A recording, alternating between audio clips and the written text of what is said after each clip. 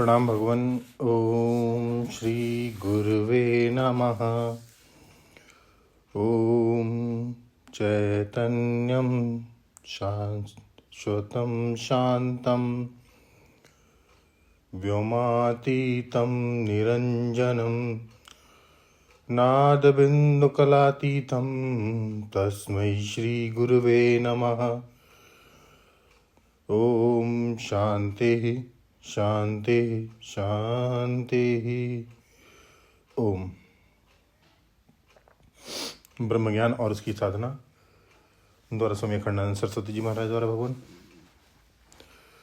तो स्वामी जी प्रकृति और पुरुष के विषय में बता रहे थे कि मन और मंतव्य, बुद्धि और बोधव्य, अहम और प्रकृति, चित्त और चैत्य, ये सब प्रकृति हैं, द्वंद्व हैं। ना तो उनके लक्षण का ज्ञान होवे, ना तो उनके संबंध में कोई प्रमाण है। अब स्वामी जी आगे कहते हैं कि प्रमाणों के अस्तित्व में कोई प्रमाण है कि नहीं।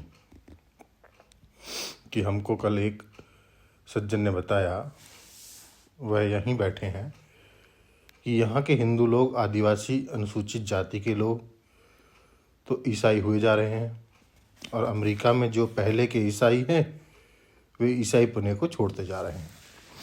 क्यों छोड़ते जा रहे हैं? कहते हैं कि प्रमाण दो कि ईश्वर है, प्रमाण दो कि बाइबिल ईश्वर ने भेजी है। हम बिना प्रमाण के नहीं मानते ईश्वर को और ईश्वर की बाइबिल को। तो वहाँ के जो विज्ञान प्रिय लोग हैं, तर्क प्रधान हैं, युक्ति प्रधान हैं, वे तो रोज रोज ईसाई पने को छोड़ते जा रहे हैं, क्योंकि उनको बाइबल के बारे में, ईश्वर के बारे में कोई प्रमाण ही नहीं मिल रहे हैं। और यहाँ के जो भोले भाले लोग हैं वे ईसाई होते जा रहे हैं और समझते हैं कि हम बड़े बुद्धिमान हैं। तो अब बताओ, इंद्रिय के होने में तो विषय प्रमाण है और विषय के होने में इंद्रिय प्रमाण है। तो अब दोनों के होने में क्या प्रमाण है? इसमें अपने आपा के सिवाय और कोई प्रमाण नहीं है, अर्थात अपना आपा स्वयं प्रमाण है। इसका यह अर्थ हुआ कि चिद वस्तु स्वयं प्रमाण होती है। अच्छा, तो यह स्वयं प्रमाण चिद वस्तु को तुमने परिच्छिन्न कैसे मान रखा है? बोले, परिच्छिन्नता में भी हम स्वयं प्रमाण हैं कि नहीं?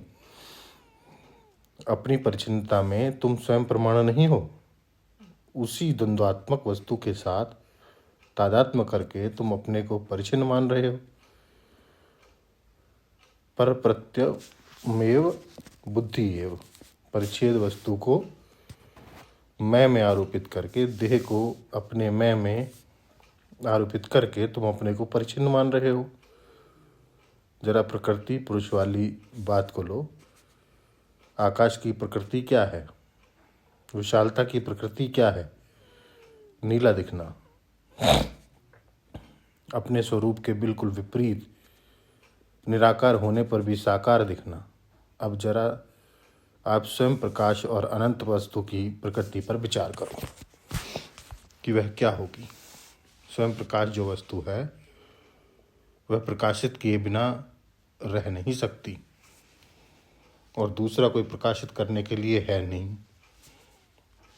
इसलिए वह अपने को ही प्रपंच के रूप में प्रकाशित कर रही है। यही उसकी प्रकृति है। अनंत की प्रकृति है विषय का न होना।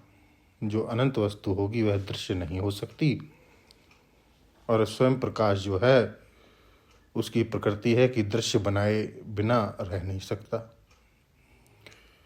यदि अनंत जड़ होवे तब तो दृश्य दृष्टा का कोई प्रसंग ही नहीं उठता। अनंत यदि चेतन होवे तभी दृश्य दृष्टा का प्रसंग उठता है। तो अनंत की प्रकृति है ना दिखना, और स्वयं प्रकाश की प्रकृति है दिखाना। तो अनंत पूरा नहीं दिखेगा, अधूरा दिखेगा, और स्वयं प्रकाश पूरे को नहीं, अधूरे को दिखावेगा। फल क्या होगा कि अनंत शांत दिखेगा, चेतन जड़ दिखेगा, आत्मा अनात्मा दिखेगा, व्यवस्था ही उलट पुलट हो गई ना। अब इस विज्ञान को थोड़ा समझते हैं और इसको समझते हैं भगवान अगले सत्संग में। ओम शांति ही शांति ही शांति। प्रणाम भगवान।